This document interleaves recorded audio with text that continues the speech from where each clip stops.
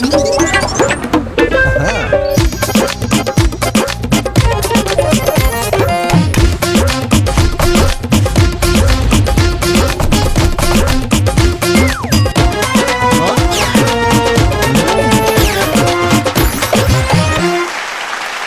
علیکم خواتین و حضرات، رواں ہفتے کا پہلا اسبہ حال لے کر حاضر ہے آپ کا میزبان جنید سلیم. اور ناظرین، پروگرام کے آغاز میں ہی آپ کو لیے چلتے ہیں پاکستان پیپلز پارٹی کے رہنما محترم جناب مولا بخش چانڈیو صاحب کی پریس کانفرنس کی. یہ بھی بات میں پہلے آپ کو آغاز میں ہی بتا دوں، کوئی شوخی موخی کرنے کی ضرورت نہیں ہے. شوخی موخی؟ ہاں، پہلے ہی بہت غصے میں ہوں بابا میں، اس لیے کوئی اس طرح کی بات نہ کرے. میں آپ کو بتا دوں، جنید صاحب ان کو منع کر دیں، مجھے معلوم ہے کہ یہ شوخی کرنے سے بات نہیں آتا. چانڈیو صاحب، یہ سارے بڑے سیزنڈ اور سیریس قسم کے جرنلسٹ ہیں، ایسی ویسی کوئی بات نہیں کریں. اس میں کوئی بھی نہیں ہے شوخا، ان میں کوئی نہیں. ادھر ادھر کیا دیکھ رہے ہو؟ تمہاری بات کر رہا ہوں.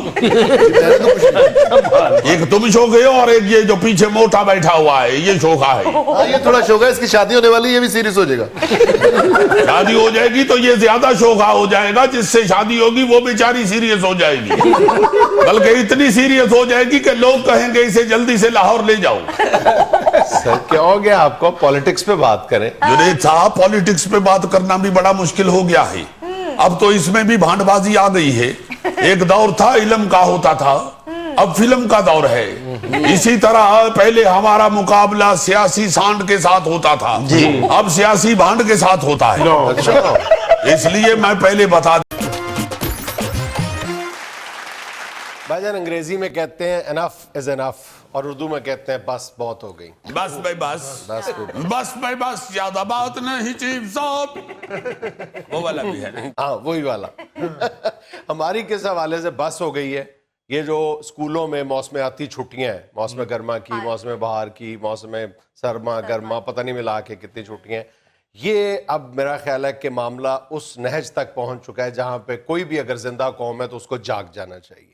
ہمیں پتہ نہیں، اپنے بچے اسکولوں کی بجائے گھر میں اتنے زیادہ اچھے لگتے ہیں کہ جب چھٹیوں میں توسیع کا اعلان ہوتا ہے تو بچوں سے زیادہ اب باپ خوش ہوتے ہیں. پتہ نہیں کیا بات ہے اس کی وجہ کیا؟ ہاں، یہ یکم کی بجائے اب 7 کو کھلیں گے نا. موسم سرما ہر دفعہ ہوتا ہے.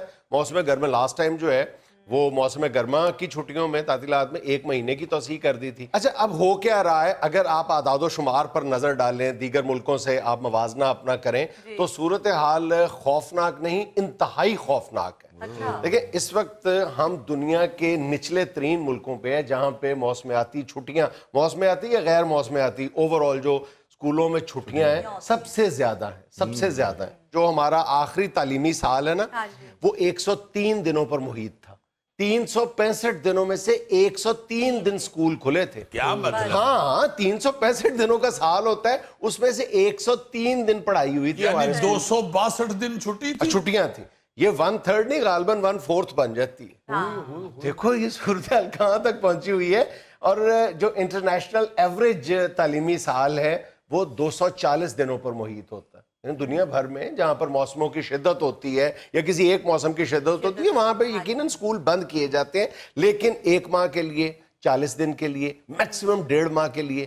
لیکن یہاں پہ تو چھٹیاں ہیں کہ ختم ہونے کا نام ہی نہیں لیتی. کبھی موسمیاتی چھٹیوں کے نام پہ، کبھی فلاں دن، کبھی فلاں دن.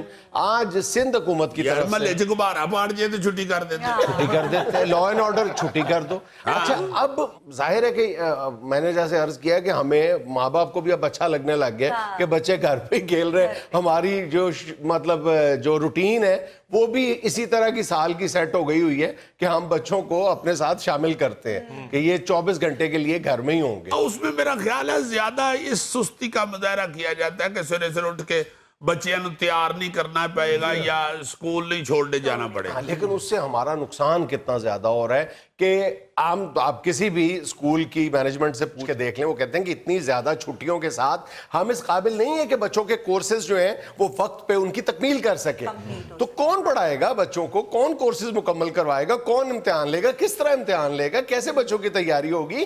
مطلب جو ہمارا تعلیمی سال ہے اس کی میعاد تو میں گنوا ہی چکا ہوں تمہیں کہ کتنے پست ملکوں میں ہمارا شمار ہوتا ہے. تعلیمی معیار کے حوالے سے بھی ہم جو اوسط تعلیمی معیار ہے اس سے 50% نیچے کھڑے ہیں. اس کا مطلب وجہ بڑی وجہ یہ ہے جہاں اور بہت ساری وجوہات ہیں. اچھا پھر یہ جہاں پر اتنی زیادہ تعطیلات ہوتی ہیں اور اتنے کم جو ہے آپ کے اسٹڈی آورز بنتے ہیں ٹوٹل, اس پہ آپ دیکھیں اس کا نتیجہ لا محالہ کیا نکلتا ہے. یہی نکلتا ہے نا کہ بچے پھر رٹا لگاتے ہیں, اور جب وقت پہ کورس ختم نہیں ہوگا تو پھر ٹیوشن اکیڈمیز کا رخ کریں گے, پھر نقل, مطلب ہر وہ جو منفی چیز ہمارے نظام تعلیم سے وابستہ ہے وہ پھر آپ کو نظر آنے لگ یا جی یہ جو اب بیٹیاں زیادہ پڑھنا شروع ہو گئی ہوئی ہیں اور ٹاپ بھی بچیاں ہی کرتی ہیں جی, اور بیٹے بہت پیچھے چلے گئے ہیں, لڑکے بوائز بہت پیچھے چلے گئے ہیں, اس کی وجہ آج سب سے بڑی نظر آئی ہے کیونکہ زیادہ تر بچے گھر رہتے ہیں اور بچیاں جو ہیں وہ تو ہوتی گھر ہیں. منڈے جو تو گھر ہوں دے رہتے ہو گھر ٹیکتے نہیں ہوتے, پھر گلیاں جو پھر دے رہی ہیں. اس لیے میرا خیال ہے کہ بیٹیاں گھر میں بیٹھ کے پڑھ گئی, لڑکوں سے بہت آگے جا چکے. پتہ وجہ کیا ہے؟ میرا خیال ہے کہ ہمارا مجموعی جو رویہ ہے نا تعلیم کے ساتھ وہ ہے ہی غیر سنجیدہ. دیکھو نا, ایک تو آپ چھٹیاں بڑھا دیتے ہیں, اور چھٹیاں بڑھانے کا انداز بھی یہ ہوتا ہے کہ آپ کسی اسٹیک ہولڈر سے, اسٹوڈنٹ سے, پیرنٹ سے, اسکول مینجمنٹ, پرائیویٹ اسکولز, کسی سے مشورہ نہیں کرتے. آپ کا جو وزیر تعلیم صاحب ہے وہ جب اگلے دن اسکول کھولنے ہوتے ہیں تو رات کو ٹویٹ کر دیتے ہیں بیٹھے بیٹھے کہ جی 1 ہفتے کی توسیع کر دی گئی. آدھے بچے اسکول میں ہوتے ہیں, آدھے گھروں میں ہوتے ہیں, پتہ نہیں چلتا کہ نہیں. تو یہ ہے کون یار وزیر تعلیم؟ مجھے نام بتاؤ نا یار. نہیں, یہ پتہ کیا ہے, ان کو پتہ نہیں ہے یہ تپا ہوا کڈا برا ہے. یہ مسلسل چلتا جا رہا ہے کہ ہم اس حوالے سے انحطاط کا شکار ہیں, ڈیٹیریوریشن ہو رہی ہے. یعنی پچھلے 10 برسوں کے دوران ہمارا جو اوسط تعلیمی سال ہے وہ 110 دنوں پر محیط ہے, پچھلے 10 برسوں کے دوران. بہت ایمان سے شرم کی بات ہے. مجھے میں اس لیے غصہ نہیں میں چڑھاتا اپنے آپ کو, پھر مجھے بخار چڑھ جاتا ہے. تو بخار نہ چڑھاؤ, بلکہ اس کا کوئی علاج ڈھونڈنے کی کوشش کرتے ہیں. ہم نے کئی سٹیک ہولڈر سے بات کی ہے اس حوالے سے کہ اس کا کوئی نہ کوئی حل ہونا چاہیے. بعض یہ لگتا ہے کہ یار موسم کی شدت بہت زیادہ ہے, گرمی اپنے عروج پہ ہے, سردی بہت زیادہ ہے, تو وہ کہتے ہیں کہ مل بیٹھ کے کوئی اس کا حل تلاش کیا جا سکتا. ایک تو یہ کہ اسکولوں میں کم از کم موسم کی شدت کا مقابلہ کرنے کے لیے کچھ نہ کچھ انتظام تو ضرور کیا جانا چاہیے, بنیادی شرط ہونی چاہیے, خواہ وہ پرائیویٹ اسکول ہو یا وہ سرکاری اسکول ہو. اچھا پھر دوسری بات یہ ہے کہ جب موسم کی شدت حملہ آور ہوتی ہے بہت زیادہ, تو آپ جو اسکولوں کے اوقات ہیں ان میں تھوڑی سی تبدیلی کر لیں. آپ اس موسم سرما جب صبح کا وقت ہوتا ہے تو آپ 9-10 بجے کا ٹائم رکھ لیں, آپ 4 بجے تک رکھ لیں, 9-10 سے لے کے 4 بجے تک کا ٹائم رکھ لیں. بڑی آسانی کے ساتھ اوقات جو ہیں وہ تبدیل کیے جا سکتے ہیں. یعنی 100 طرح کے یعنی آپ تدارک کر سکتے ہیں. ایمان سے سارے صورتحال کے خرابی کی وجہ صرف ایک کوئی بندہ جی, وہ کون سا؟ آج کل دا ابا ڈب گھڑبا. نہیں میں سیریس کہہ رہا ہوں ایمان سے, یہ جو ہمارے ایج گروپ کے ابے ہیں نا, یہ بہت ہی فضول طبیعت کے ہو گئے ہوئے ہیں. یار بچہ چھٹی کرتا تھا تو اب ایک کٹنا شروع کر دیتے ہیں, اور اگر اسکولوں والے کر رہے ہیں یا گورنمنٹ کر رہی ہے تو اس کے خلاف نکل کے کوئی احتجاج کرے, اس کے لیے کوئی آواز اٹھائیں, اس کے لیے ایسے اسکول ڈھونڈیں جہاں پہ چھٹیاں نہیں ہوتی, خود ہی پھر یہ اس کمپٹیشن میں آگے چھٹیاں کم کریں گے. اور پھر ایسی میرا مطلب ہے سویرے اٹھنا ہی عذاب بن گیا یار, بچے تو ہی جمع قاتل ہی ہوئے نا بھائی. نہیں تم دیکھو وہی زندہ قوموں کے ساتھ آپ کو بارہا کمپیریزن کرنا پڑتا ہے, جگہ جگہ پر موازنہ کرنا پڑتا ہے.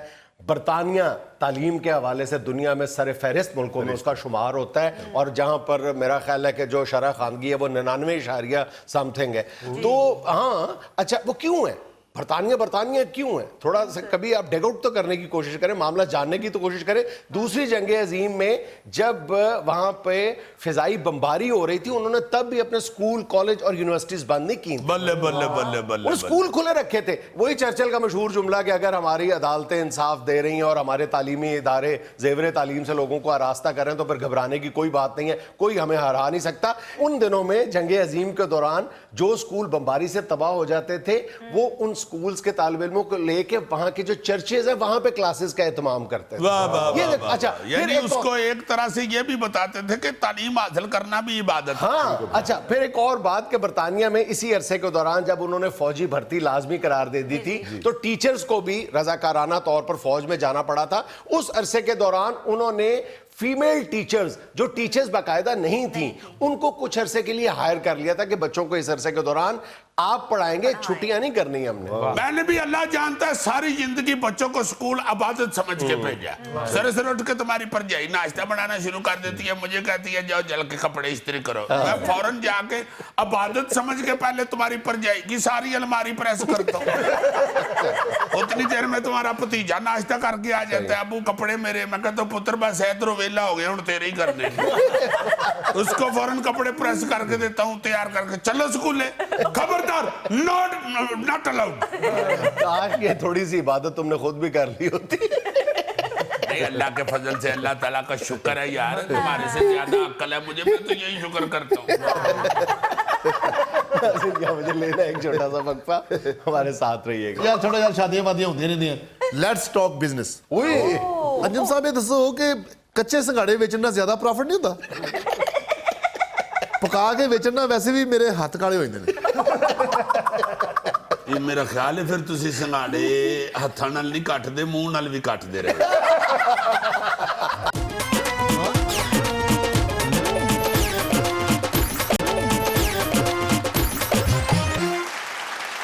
ناظرین, ہر نئے سال کی آمد کے موقع پہ آپ کو ٹی وی سکرینز پر ایک کریکٹر قبضہ جمائے ہوئے نظر آئے گا, اور وہ ہے نجومی.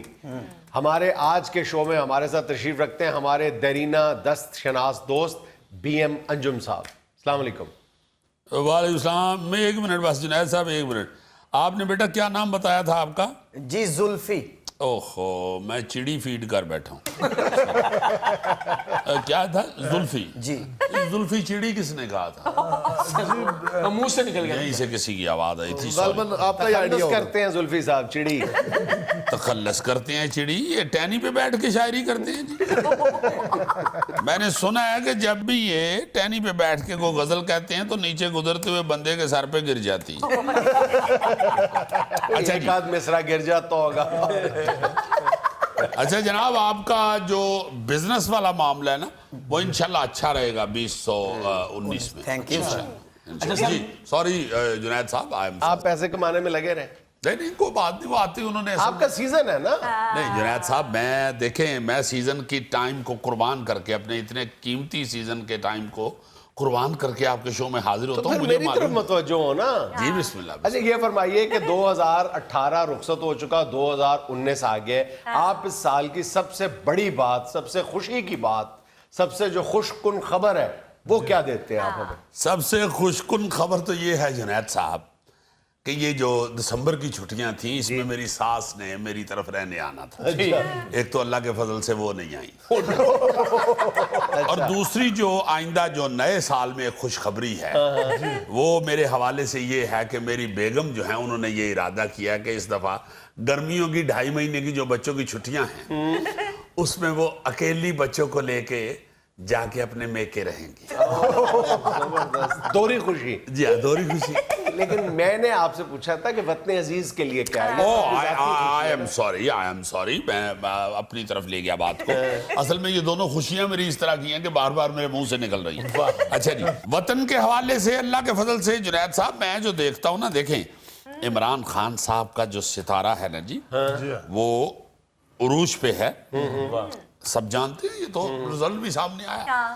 اس لیے میں سمجھتا ہوں کہ یہ عمران خان بطور وزیر اعظم اس ملک کو اچھا سال دیں گے. اچھا, یہ ہمیں امید رکھنی چاہیے, جو سچی بات ہے. لیکن انجم صاحب معاف کیجئے گا, آپ کی پیشگوئیوں میں اب کوئی زیادہ دم نہیں رہا. جنید صاحب میرے حوالے سے تو جتنی انہوں نے باتیں بتائی نا سب سچی ہیں. ہاں, میں نے کہا تھا لوگ مہنگے ہوں گے, پوچھے ہوئے ہیں کہ نہیں. یہ تو سردیوں میں ہوتے ہیں مہنگے, نو پرابلم. ہاں جی. تو انہوں نے کہا میں نے کاروبار کرنا تھا. میں نے کہا انجم صاحب میں کاروبار کر رہا ہوں, کیا کچھ اچھا ہو سکتا ہے؟ انہوں نے کہا جی آپ کاروبار شروع کریں, اٹھ جائے گا کاروبار. اچھا, وہ اٹھ گیا. پھر کیا مطلب؟ وہ کمیٹی والے آئے, وہ سب کچھ لے گئے. اچھا, اور میرے دوست انہوں نے کہا جی کہ میں یہ موبائل کی ایسیسریز کے حوالے سے ایک کھوکھا سا لگانا چاہتا ہوں, کیسا رہے گا؟ میں نے کہا جی ضرور لگائیں, اچھا چلے گا انشاءاللہ, کام آپ کا کاروبار اٹھے گا انشاءاللہ. اب جگہ اس طرح کی ڈھونڈ لیں جہاں سے کمیٹی والے اٹھا لیں, تو اس میں میرا کیا قصور ہے؟ ایک بات غلط ہوئی ان کی. کون سی؟ میں نے ان سے کہا کہ میری منگنی ہوئی ہے, شادی ہونے والی ہے, اور ذرا حساب لگا کے بتائیں کہ ہماری جوڑی کیسی رہے گی. تو انہوں نے کہا وہ جو تمہاری ہونے والی بیوی ہے بہت قسمت والی ہے. اچھا, हफ्ते बाद मंगनी टूट गई। ये क्या हुआ जी बताएं। जुनैद साहब किस्मत वाली थी तो उसकी मंगनी टूट गई ना। जरा गौर तो करें, शादी हो जाती तो उसकी तो किस्मत सड़ गई थी। अभी मेरा ख्याल है आप साइड से देख रहे हैं, अभी आपने फ्रंट से नहीं देखा है। किसी शो में ना इनकी ये कुर्सी बदल के देख। अंजुम भाई, गोगा जी के हाथ में देखिए, इनके हाथ में शादी की लकीर है या नहीं? बेटा पहली बात तो ये है तुम्हारा केसट के पेच जैसा मुंह है। 4 लगे होते हैं ना जी कोनों में पेच। दूसरी बात ये है कि ये शादी की बात वो खुद पूछे मुझसे। अंजुम साहब वो शर्मा रहे हैं। शर्मा के बंदा इकट्ठा हो जाता है जी। जे इकट्ठे हो के इन्हें तो फिर तुसी बकवास कर रहे हो। जी मैं खुद पूछ लेता हूँ, मैं कौन सा अली जफर हूँ? जी मुझे पता है आप पाजफर ठेकेदार हैं। जी 2018 मुझ पर बहुत भारी था। अब आप खुराक कम कर दें वरना 2019 पे आप भारी हो जाएंगे। और भाई साहब मैं ये पूछना चाह रहा हूँ 2019 में मेरी शादी हो जाएगी? और यार नजूमियों से ही पूछते जाते हो कि पैसे इकट्ठे करो तो खुद ही हो जाएगी। इन हालात में तो बेटा नहीं हो सकती, क्योंकि पैसे तुम्हारे हर दफा होटल में रोटी खा के कम पड़ जाते हैं। अंजुम साहब मेरे बारे में भी कुछ बताइएगा। आप बड़े घटिया आदमी हैं। ये तो बड़ा पहुंचा हुआ नजूमी है। जुनैद साहब पिछले 2 साल ये मुझसे फाल निकलवा के बगैर पैसे दिए निकल गए। ओ भाई किस बात के पैसे देता? तुमने तो कहा था कि तुम्हारे दिन बदल जाएंगे, बदले ही नहीं। ये किस दिन कहा था? सोमवार को। आज क्या दिन है? जुमेरात। बदले हैं कि नहीं? अच्छा अंजुम साहब है तो दस दियो, इन्हां दी शादी होएगी या फिर ਇਹਦੇ ਪੀਸ ਕਰਕੇ ਵੇਚ ਦਈਏ? बेटा और बड़ा तेरा जलेबी दे सीधे पीस रंगाऊंगा। क्योंकि ਇਹ 2 ਮਹੀਨੇ ਸਰਦੀ, ਉਸ ਤੋਂ ਬਾਅਦ ਇਹਦਾ ਹੰਟਰ ਬੀਫ ਵੀ ਨਹੀਂ ਬਣਨਾ। और तेरा मुंह इधर नु मुड़दा उधर नु क्यों नहीं मुड़दा? धौन च वल पे है। और यार छोड़ो यार, शादियां वादियां होंदी रहंदियां। Let's talk business. ओए अंजुम साहब ये दसो कि कच्चे संघाड़े बेचण ਨਾਲ ਜ਼ਿਆਦਾ ਪ੍ਰੋਫਿਟ ਨਹੀਂ ਹੁੰਦਾ?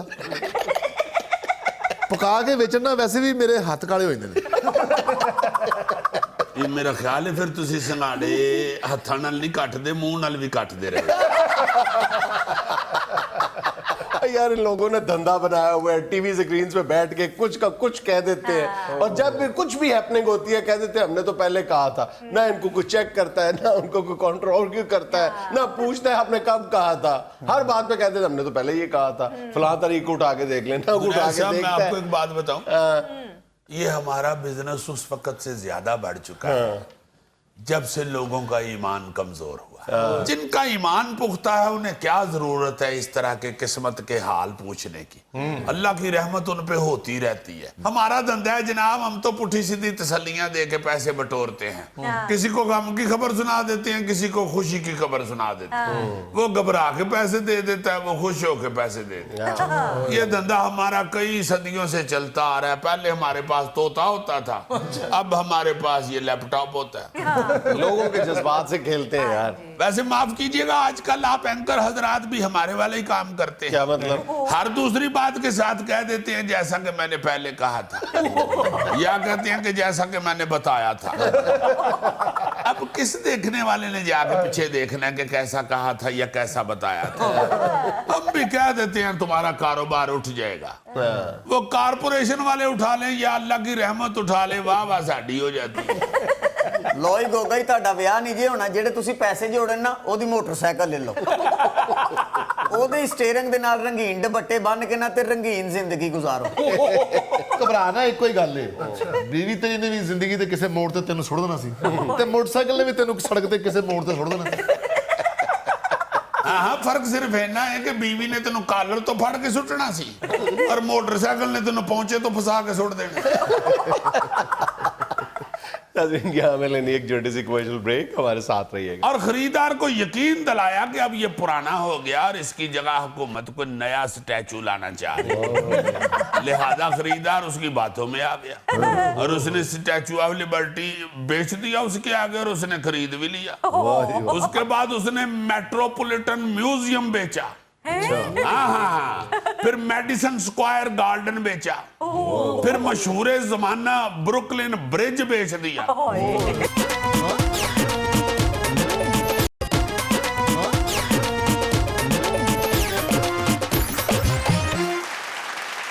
लो जी, वैसे तो दुनिया के ऊपर बड़े बड़े अजीबो गरीब, खौफनाक और दिलचस्प फराडिये पाए गए हैं। फराडिये? बल्कि यूं कहिए कि पित्तल को सोना बना के बेचने से लेके तो डबल शाह तक के लोग मौजूद हुए हैं।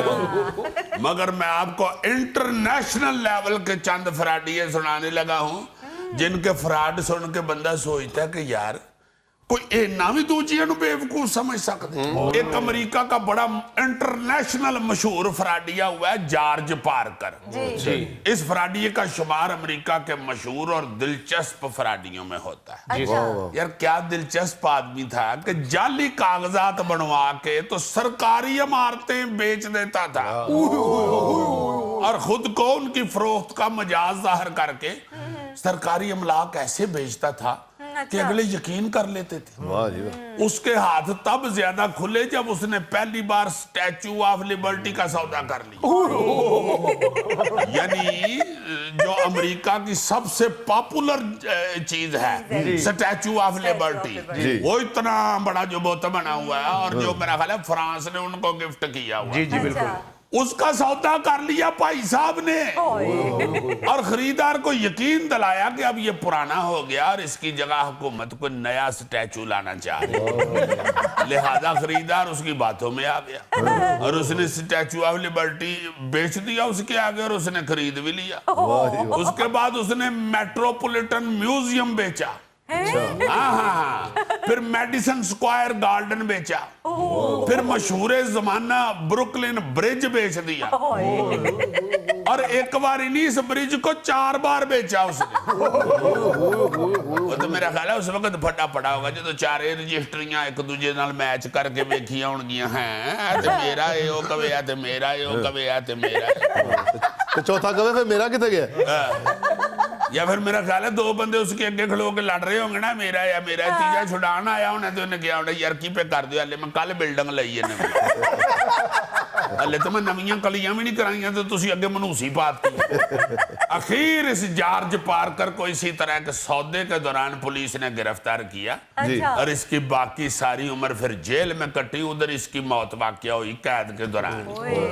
इसी तरह एक बार भुट्टो मरूम को शिकायत मिली कि सिंध के वजीर बल्दियात जाम सादिक अली जो हैं उन पर कोई इल्जामात हैं लेन देन के, तो उन्होंने जाम साहब के सामने हाथ जोड़ दिए थे। उन्होंने कहा जाम साहब बाकी जो मर्जी बेच देना, ये जरा कायदे आजम के मज़ार का ख्याल रखना, वो ना किसी दिन बेच देना। एक और फ्राडिया हुआ है विक्टर लस्टिग। ये कोई 1890 से लेके 1950 तक के भाई साहब फ्राडिये हुए हैं। ये विक्टर ने क्या काम बहाया कि इसने एक डब्बानुमा मशीन बना के तो सैकड़ों मशीनें बेची, ये कह के ये डॉलर प्रिंट करती है।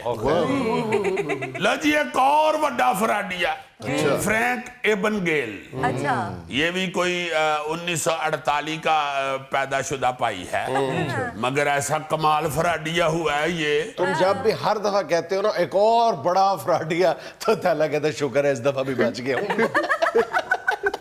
यूट्यूब लो जी ये जो फ्रैंक है वो फ्राडिया है जो बैंक चेक के फ्रॉड में अपना सानी नहीं रखता। ये जाली चेकों को चलाने और दूसरों का बहरूप भर के उनके चेक कैश करवाने का माहिर कहलवाया। 1960 की दहाई में सिर्फ 5 साल के अरसे में दुनिया के 26 ममालिक में 25 लाख डॉलर के जाली चेक कैश करवाए। ये जो बड़ी मशहूर जमाना फिल्म हुई है catch me if you can, ये इसी शोभदाबाद की जिंदगी से मुतासर होकर बनाई गई। और ऐसा बड़ा शोभदाबाद था ये, हद ये थी इसके पक्केपन की कि पायलट बन के इसने कई दफा जहाज में मुफ्त सफर किया है और कई बार वकील का रूप धार के क्लाइंट से पैसे बटोरे। हत्ता कि जब उसे जेल भेजा गया तो अपने आप को खुफिया पुलिस का अफसर जाहिर करके ना तो कहने लगा वो जेल के अमले को कि मुझे हुकूमत ने खुफिया तौर पे जेलों की हालत देखने के लिए भेजा है, इसलिए मैं हालत देखने के लिए आया हूं। खबरदार सलूट मी। तो सारे लाइन च लग लुग गए, जेल शेल चेक करके आराम नाल उतो फरार हो गया। और दिलचस्प बात यह है कि ये जो अरबपति फराडिया है ना जी, आजकल एक कंपनी है जो फराडियों को पकड़ने में मदद देती है। ये कंपनी यही फराडिया चलाता है। ਲੈ ਜੀ ਥੈਲਾ ਸਾਹਿਬ ਬਚ ਜਾਓ ਫਿਰ ਇੱਕ और ਵੱਡਾ ਫਰਾਡੀਆ जोसेफ वैली 1877 से लेके 1975 तक ये भाई साहब कायम रहे हैं। अच्छा ये वो फराडिया जिसने अपने आप को एक मल्टीनेशनल ऑयल कंपनी का सरबराह जाहिर करके ना जी मुख्तलिफ कंपनियों से लाखों डॉलर लूट लिए। ओए होए होए, मेरा हाल है मुख्तलिफ कंपनियों को जाके कहता होगा कि मुफ्त तेल दूंगा या कोई तेल में स्पेशल डिस्काउंट कर दूंगा, इस तरह कह कूके को लालच देकर तो लाखों डॉलर ले जाता था। और दिलचस्प बात यह है कि ऑयल कंपनी का सरबराह बन के जब मुख्तलिफ कंपनियां लूट चुका उसके बाद एक तामीराती कंपनी का सरबराह बन गया और लोगों को घर देने के बहाने करोड़ों डॉलर इकट्ठे किए इसके फ्रॉड की इंतहा देखे कि उसके बाद ये हुलिया बदल के केमिस्ट्री के एक साइंसदान के तौर पर भी सामने आया है। हाँ जी, और साइंसदान बन के भी पूरे अमेरिका को इसने उल्लू बनाए रखा है। कभी कुछ कह देता था, कभी कुछ कह देता, मैं ये आजाद करने वाला हूँ, मैं ये बनाने वाला हूँ। ये साइंसदान बड़ा बड़ा बन के कई कंपनियों से लाखों डॉलर इस तरह ले गया। देखो ना ये वैरायटी कैसी है इसके फ्रॉड की। साइंसदान के थे, कंस्ट्रक्शन कंपनी का मालक के थे, ऑयल कंपनी का मालक। अब इसका नॉलेज हो सारे शोबों का तो फिर ही बंदा फ्रॉड कर सकता है, वरना तो बेचारा गोगा पहली वारदात ही फड़िया गया। क्या वारदात की थी इसने? स्लिमिंग सेंटर खोल बैठा था यार गोगो और पहले ही मोटा आया स्लिमिंग सेंटर में स्लिम होने के लिए। उन्हें अंदर आके स्लिमिंग सेंटर का मालक वेख्या, उन्हें पुलिस साथ नेक नियति से खोला था और खुद भी जानबूझ के बैठा था कि अगर नहीं डाइटिंग करोगे तो फिर ये देखो। यानी मॉडल के तौर पे बैठा। नाज़रीन, ये था आज का अस्पताल और आज की पते की बात ये कि आपको जिंदगी में हमेशा गलत लोग सही सबक सिखाते हैं।